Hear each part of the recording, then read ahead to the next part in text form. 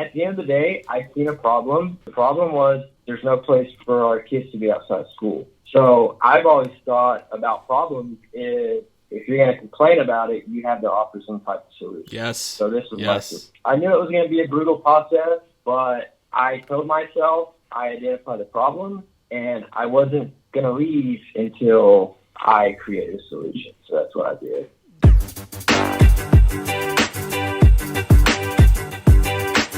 You're listening to the Kristof Lewis Podcast, a podcast where I have conversations with inspirational people. My name is Chris, but my family calls me Kristof. My goal is to have as many conversations as possible with people who have forged their own path by pursuing their dreams, making them a reality, all the while emitting positivity and sharing this knowledge with others. I seek these people out and share this information with you, proving to the world that you can do what makes you happy and do what you want for a living while being a good human being. We'll talk about careers, but we'll also cover any story that inspires. Let's do this while helping each other. Thanks for listening. I'm happy you're here.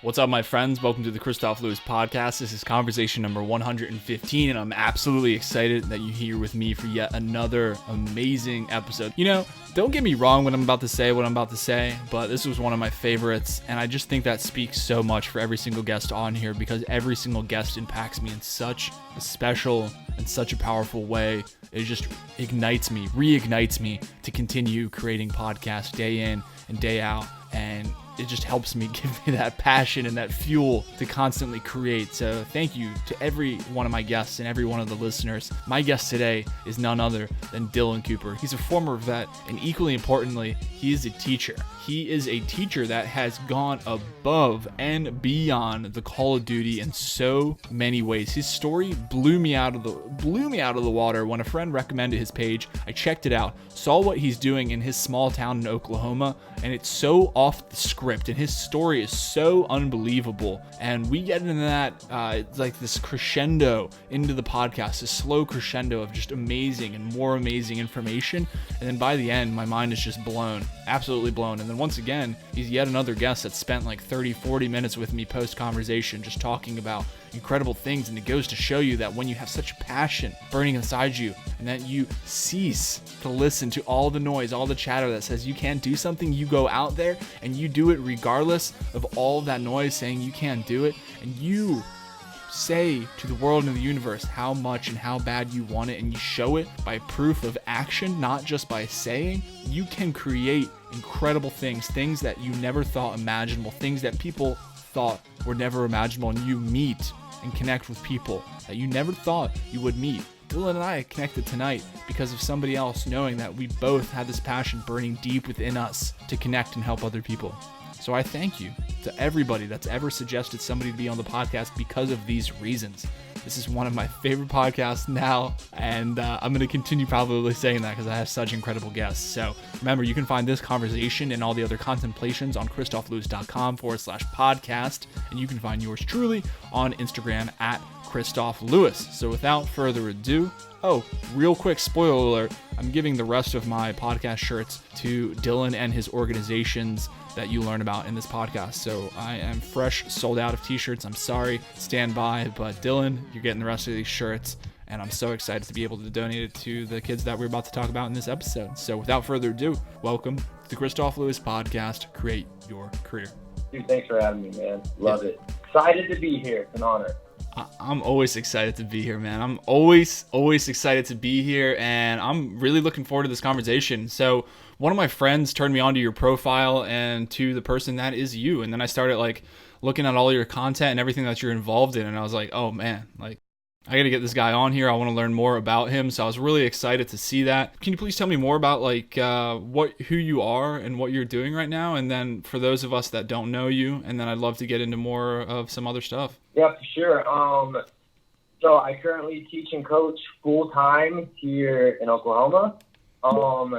If anybody knows anything about the state of the education system in Oklahoma, if you research it, we're pretty much dead last when it comes to teacher pay and compensation. So needless to say, I'm not a rich man.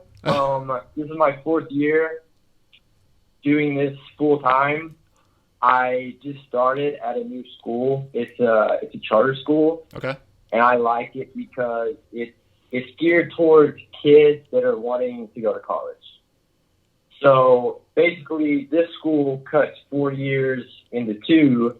Oh wow. And when kids when kids graduate with their diploma, they also graduate with their associates from a college. Wow. Okay. Which is pretty cool. But in addition to teaching and coaching, I also have my own outreach center. And basically what we do there is, well, for one, we just try to give kids an alternative to the streets and the drugs. Where my facility is located, I think our poverty rate is right around 40%. Wow. So we have a lot of kids that come from broken homes and just bad environments and stuff like that. But the biggest downfall of being in a small town is the lack of resources for kids outside of school. Mm-hmm. So the biggest issue I see was once kids get out of school, they don't really have anywhere to be. So my solution was to create my own outreach center. Love that. I love that. I was excited about it. I wasn't too happy about it because I knew how bad the process was going to suck. Yeah. But I knew the impact it was going to have on kids, so I just kind of, just put my nose to the grindstone and just made it happen. Dude, I love that.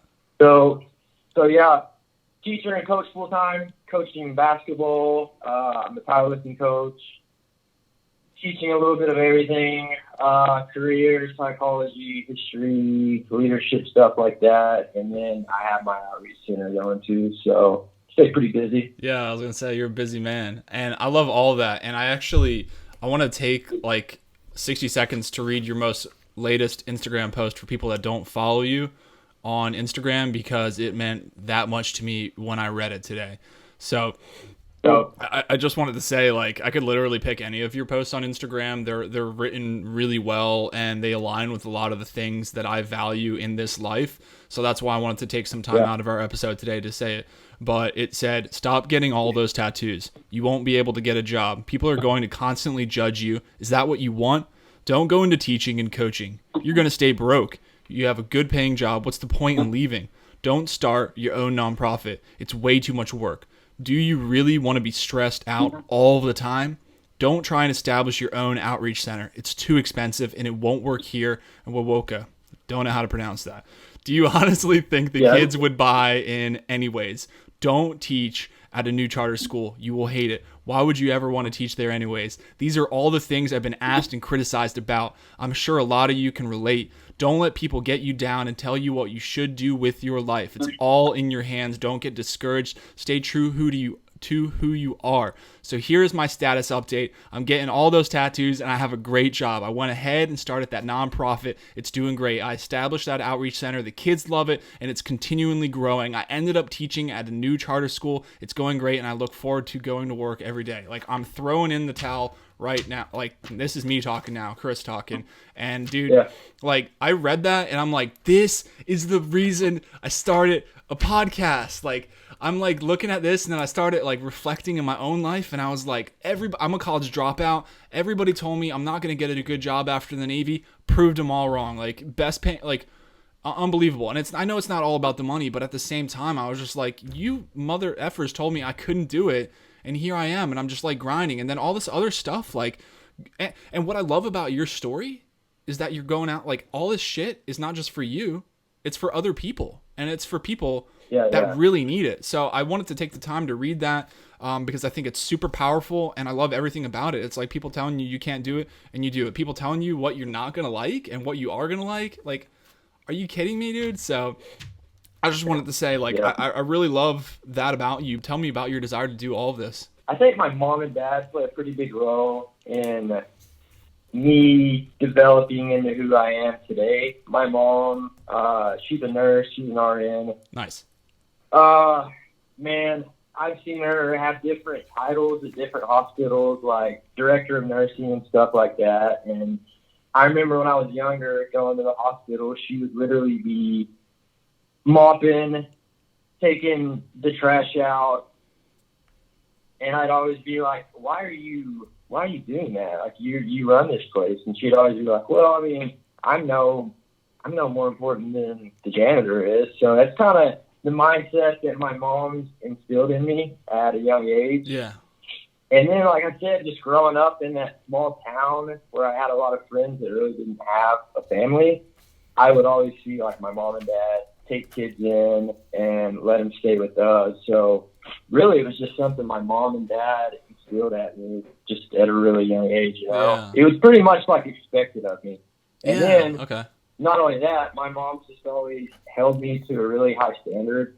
And there was a lot of times I found it really annoying and it pissed me off. But now when I'm older, I kind of reflect back on it. Like, I remember when I finally got into college and I got my associate's degree, and I called my mom, hey, I'm going to get my associate's degree. Good. When are you starting your bachelor's? What? You can't just say, like, oh, that's awesome. Like, you got your associate. So immediately I was like, damn it, I got to get my bachelor's. And then same thing, like, oh, hey, I'm graduating with my bachelor's. Have you looked into, like, master programs yet? And it's like, Jesus, woman, like, you were just full throttle. But as a teacher now, I see kids that don't have that support system. Like, they don't have anyone that's, like, pushing them. So I kind of take the role of, you know, what my mom did with me to a lot of my kids, because a lot of them don't have anyone at home, like, pushing them, you know, to really go forward with life. So, yeah. Yeah, man. No, I love that answer. I think it's really good. I think it's really, really important how we're raised. I think it really just sets us up for success or failure.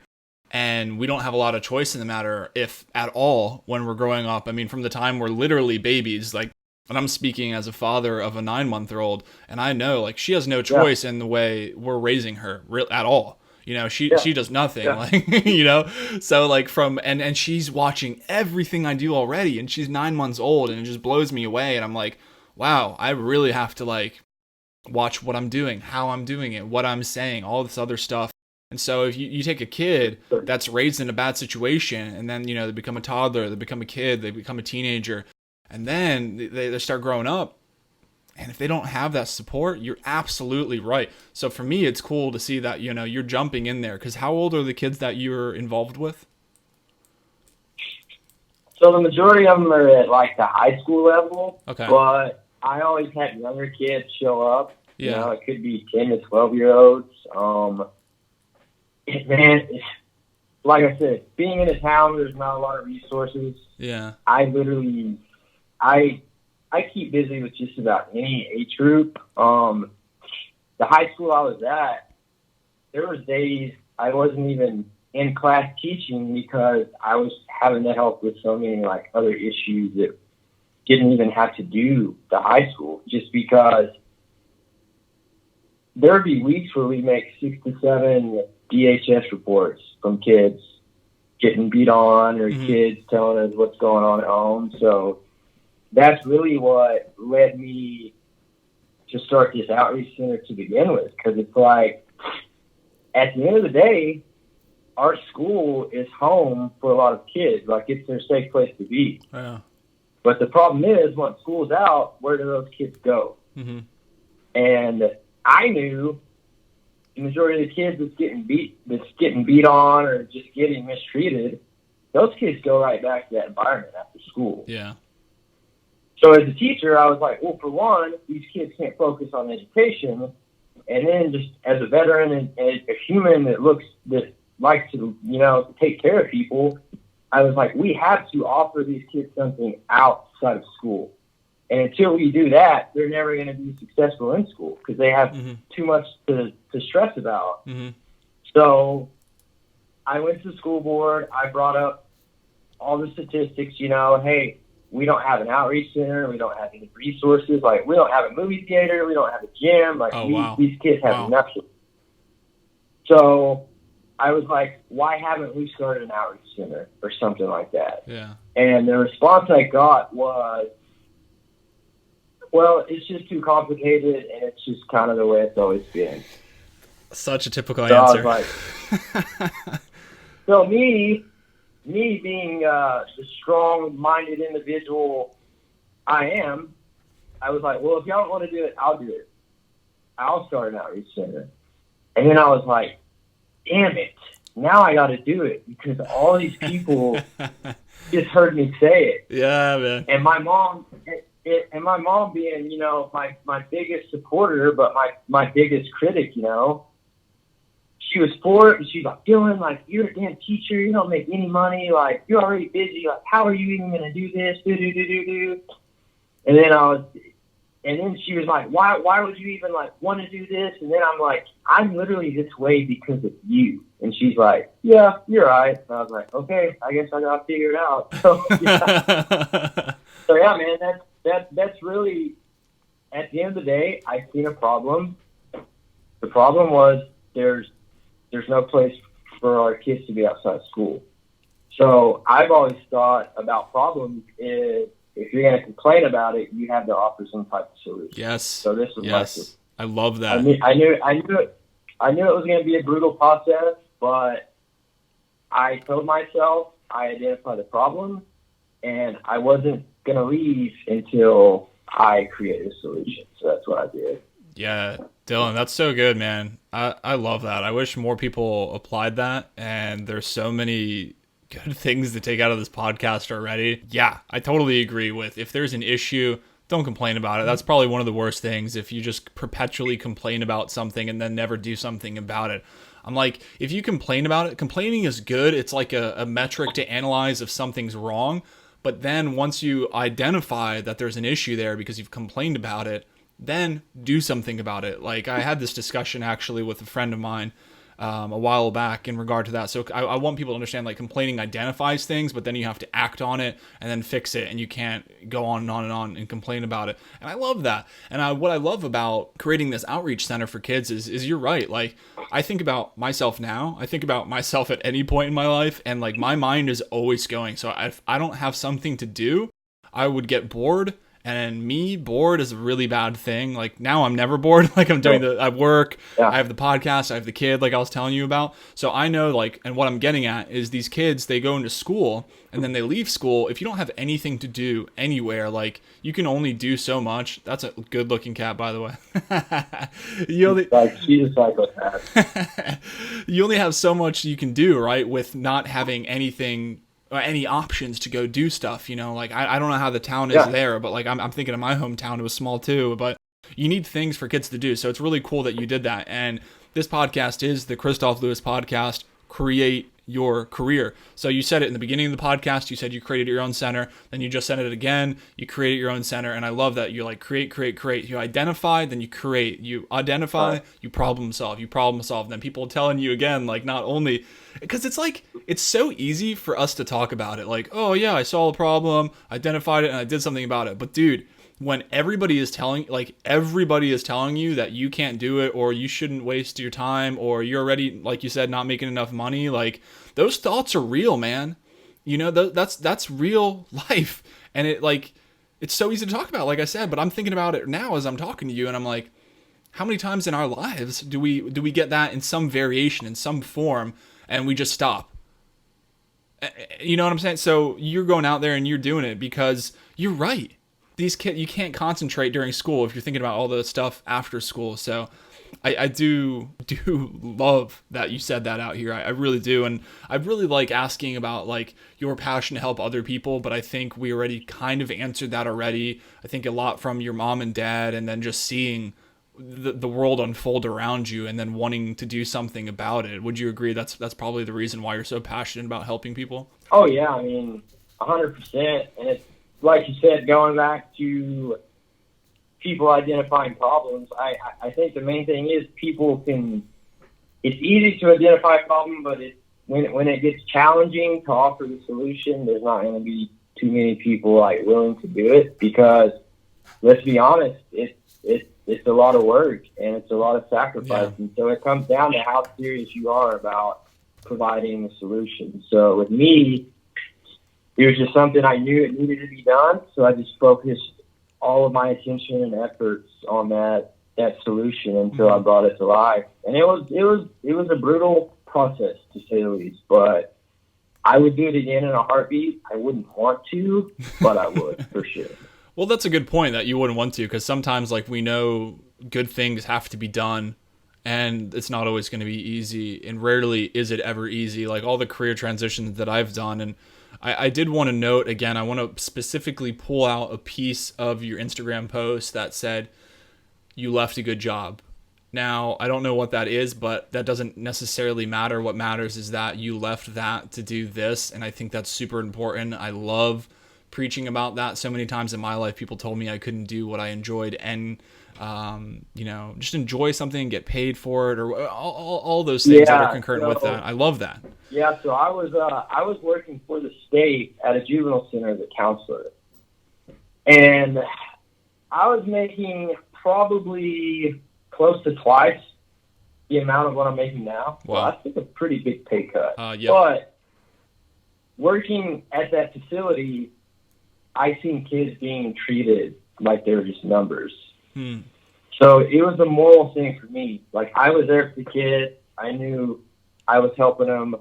But at the end of the day, the way it was set up, it just didn't mesh with my morals, you know? Sure. Like, I'd go home every day, and I couldn't even look at myself in the mirror. I mean, I was fighting for my kids, but the overall mission, the people involved, like, I just hated the fact that, like, I considered them, like, my coworkers. Okay. So, yeah, so I just, it was like a moral thing. I didn't like anything about it. I mean, the money was good. I was having a good impact on a lot of kids, but that facility was just bad for the kids, and it's just something that I couldn't be a part of any longer. Okay. So I got offered a job as a teacher and coach, and my mom was the first one that's like, you're going to starve to death. They don't get paid. Because literally, if you look it up, Oklahoma's dead last in everything. When it comes to funding, I mean, it's insane. So my mom was the first one that was like, you're crazy. Like, put your education in use. Like, don't go broke. Like, do. And I was like, Mom, I think, like, I could really be a good teacher because, you know, I've lived a little bit. I can speak life versus just, you know, the textbook. And then, of course, you brought up my tattoos. Of course, we're in the Bible Belt, and I have tattoos all over. So I applied for this job online, and then they called me, and it was like, hey, we're really interested in you, like, do. And I was like, that's awesome, but I have tattoos. And I remember a lady, she was like, oh, that's fine. We have a teacher with a rose on her arm and this and that. And I'm like, oh, shit, they have rose on her arm. So I was like, okay. So I was like, cool, y'all cool with it? And I remember I showed up, and, you know, this is like small town Oklahoma. So you don't see a lot of people. Yeah. You know, it's not like the East and West Coast. So the secretary lady looked at me like, is this dude just like, is he part of like the prison work system? Like, what is this guy doing here? So I was like, hey, I'm here for my interview. And you could tell she was like, no, you're not. So I go in and meet the principal, and he was like, you aren't lying. Like, you had tattoos all over.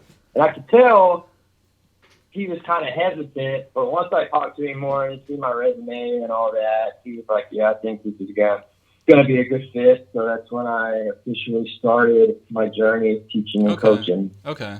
Well, I'm glad there wasn't like something official in any kind of school documentation that said they couldn't, because I know there's certain jobs that say you can't look a certain way, which is complete and utter bullshit. Like, I bet a lot of people don't know, like, my entire back is like, I'm pretty bare here, but my entire back is covered, you know, from all the way down, and like all that other stuff. And like, not to say like you can't see that, but I'm just saying, like, you don't know. And does that say anything about me? Absolutely not. Does that say anything about you? Absolutely not. And like, look at the initiative that you're taking. And I do want to say, most people can barely survive off of what they're making now, never mind having their income. Like, that is incredible, but I think is the epitome of the saying of there is where there is a will, there is a way, and that is a saying for a reason. It took me an entire year to raise the money to buy this building, and the building's pretty big, 7,000 square foot. It's right downtown. I like it because kids can get to it. Okay. Everyone can get there. And it's an older building, but it's 2 stories. The layout was perfect. So my first mission was to find a building that I think would work. And if you've seen my pictures of it before, it was a complete... I have, and it's crazy, dude. God, it makes me want to throw up. It looks like it got burnt down or something. I had yeah. So, I mean, my first step was obviously find the building, because as far as like creating the curriculum and working with the kids, like I had the education and the experience. Like for me, essentially, I wanted to create my own school outside of school. Okay. Because my view on the education system is completely different than like the majority of teachers. I want to hear more about that then in that case. Here's my thing when it comes to the school systems. As soon as kids are put in the school system, they're pretty much micromanaged the entire time until they graduate high school. So a big majority of kids graduate high school without facing any type of mental adversity at all. They're told like what to do, how to do it. Their teachers, parents rescue them when they mess something up. But me and you both know that's not how it works in life. Like life doesn't give a shit who your parents are. It's not going to tell you to pay your bills. It's not going to tell you to wake up. So with me, the way I run my facility is just totally different from the schools, you know. I'm all about accountability. If kids are a minute late, they already know they're not getting in the door. If they're late 2 times, they know they're not welcome back. And a lot of people are like, that shit is way too extreme. But for me, I'm like, life is too extreme. And I want these kids to be successful in life. So I'm not worried about it. But since I've got it up and going, man, we've only lost 2 kids from that type of stuff. So what we're doing is working. Kids are staying involved down there. But I just kind of reverse engineered when it came to running it, you know. Because like anything else, as soon as I got it up and going, people were telling me what I needed to do and this and that. But of course. Yeah, I found a building. They were asking $38,000 for it. If you see how old it was, you were like, what? Why would you pay that much? I told them I was a teacher.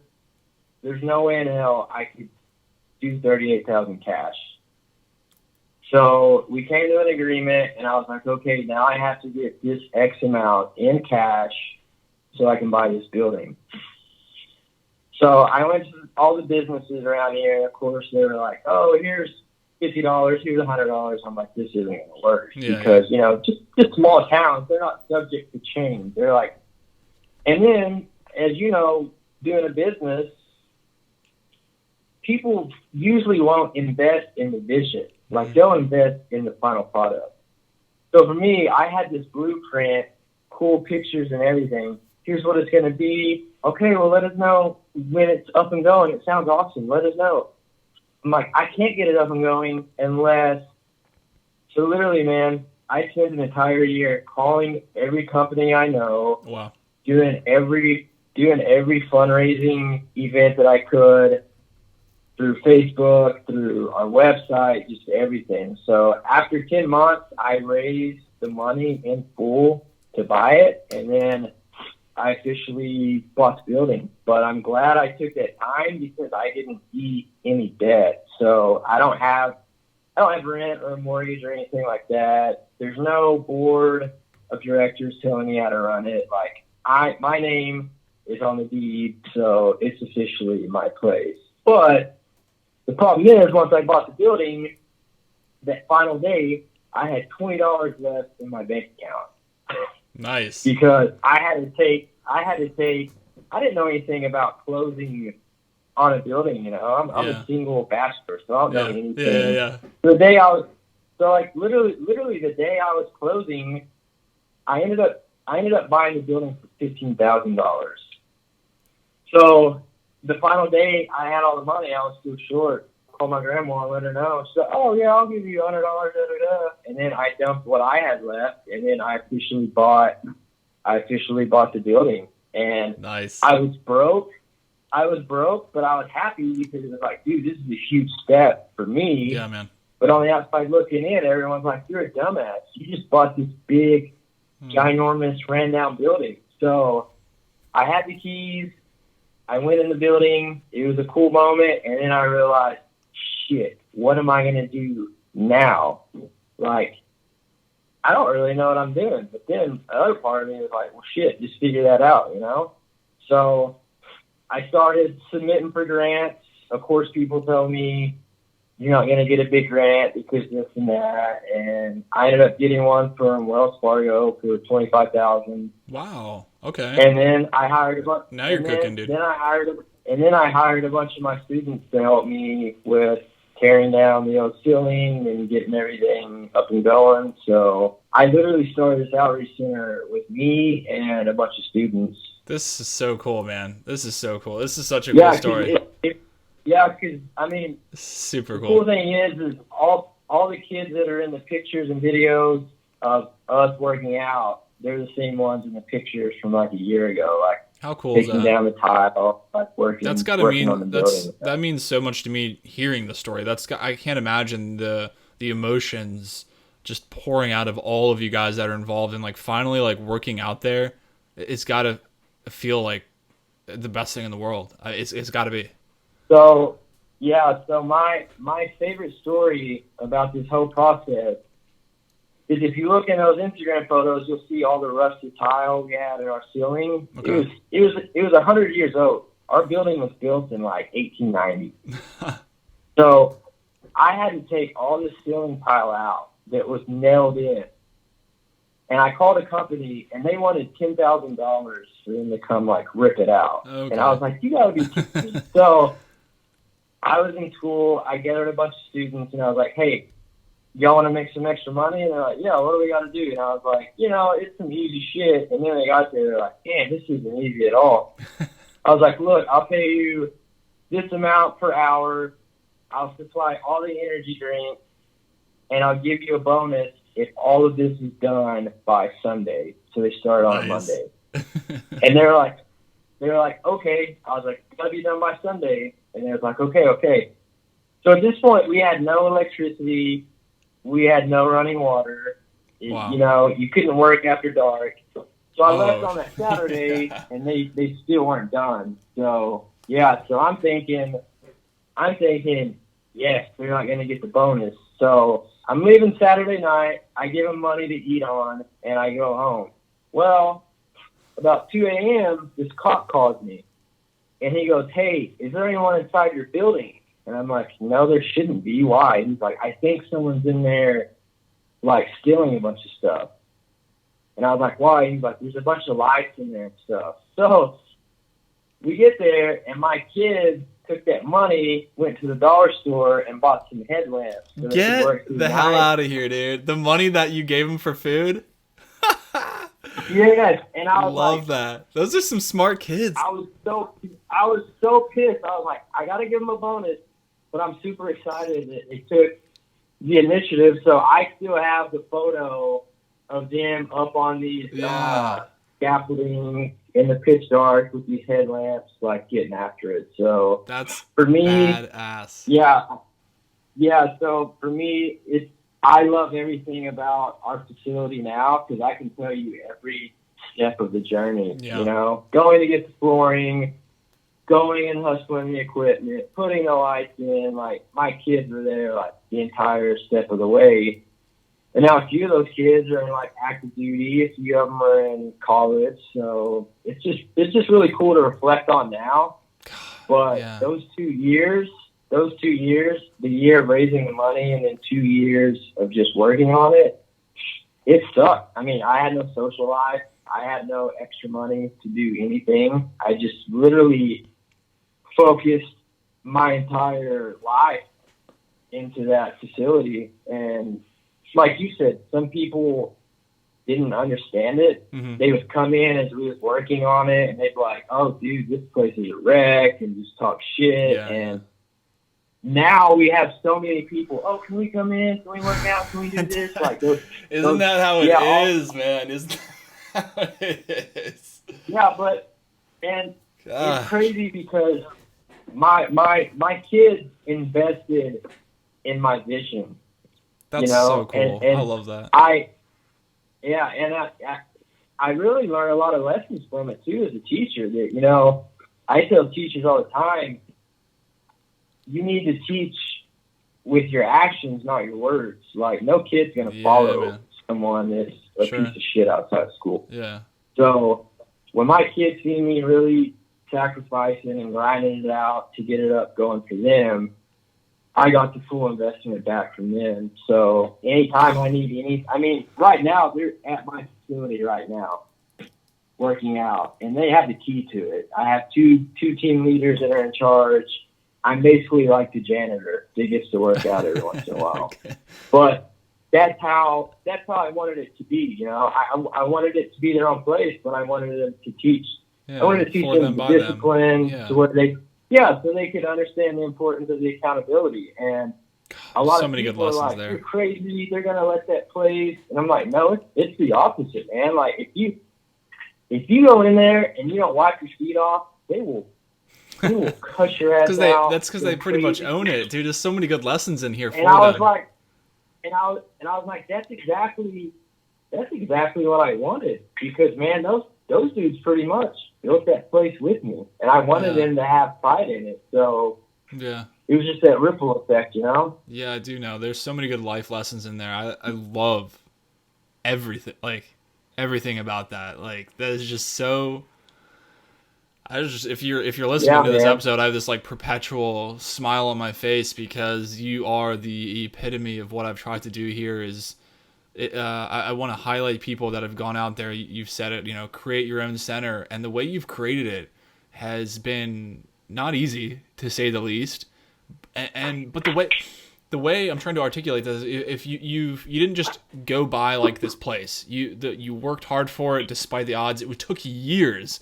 So I want people to realize that this, like, your journey and your story that you just shared over this 3-year period is it's your own. Take your own life right now. You listening, take this, your own version of this. Somebody or many people saying you can't do something, and it's you have no end in sight potentially. You maybe have no finances in sight. You have a lot of haters. You have a lot of people in your life that just simply don't believe in your vision, but you know what your vision is. And then when you are slowly getting people to get involved in your vision, and then it's just such a beautiful thing. And that's the best way I can describe it. Man, there were so many days I would wake up just like totally defeated, like any other person that starts a podcast or business. I'd wake up and I'd just be like, shit, I just don't know if I can do this. So what I would do is early in the morning, on my way to work, I would drive by that building. Okay. I would do this before I bought it, even after I bought it. I would drive by it. I'd see it with no electricity, no kids in there. And it just, my subconscious would take over and be like, that's a good idea. You're going to drive by there one day and you're going to see kids in there at 5:30 a.m. getting after it. And now that's what I see every morning when I drive by it. That is so cool. That's like a real life vision board, Yeah, because literally, man, our weight room at our school was horrible, and every day my kids would be like, "Damn, I wish we had our own place." And I'm like, "Shit, I got to stay up later tonight, send out more emails," because it's like I tell people, if your mission is for a good reason, you gotta find a way to do it. Yeah. So for me, I'm doing this for my kids.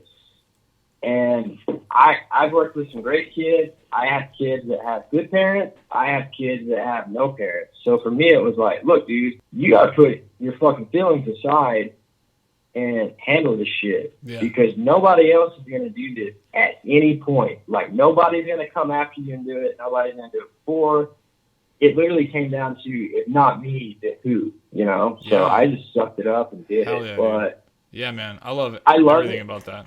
Yeah, like I said, man, it's not the fanciest place, but it's got a roof, it's got electricity, running water. No, don't sell yourself short. I'm huge on that too. Don't sell yourself short. What you've done is nothing short of incredible, and I truly do mean it when I say it. I love everything about it, and I am so inspired by hearing your story. I knew about it a little bit. That was it. Like, I could kind of see it, but hearing the entire story and hearing it from your own words, like, in your own voice is a lot different. So I can't wait for people to hear this and to hear more about your story. But for those of the people that want to follow you and see everything that you're doing, your websites, the outreach, everything, and your profiles, how can they find you in the websites? So my nonprofit's website is nosurrenderinc.com.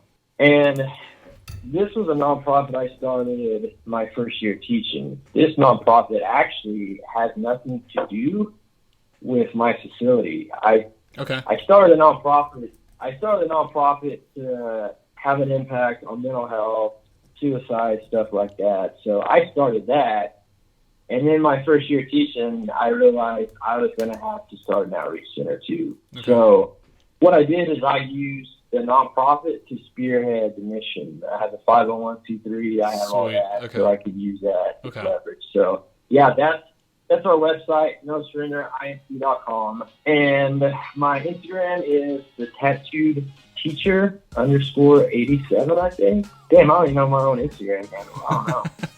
Yeah, Facebook is Dillon Cooper. All right, Dillon, like I said, I really appreciate your time. And I mean, I know it's like, I say it a lot, but it's always so true. Like, I know your time is so precious and my time is precious too. And it's just so cool to see how you've spent your time and how you've dedicated literally so much of your life to this. And I know you're going to continue to do that. And it's literally like the only way that I know you're going to continue to live your life. Like, it's so easy to see and it's so cool to see. So I really appreciate your time and everything you're doing, man. Keep on crushing it. I mean, I know I don't need to tell you, but keep on crushing it. Oh, thanks, man.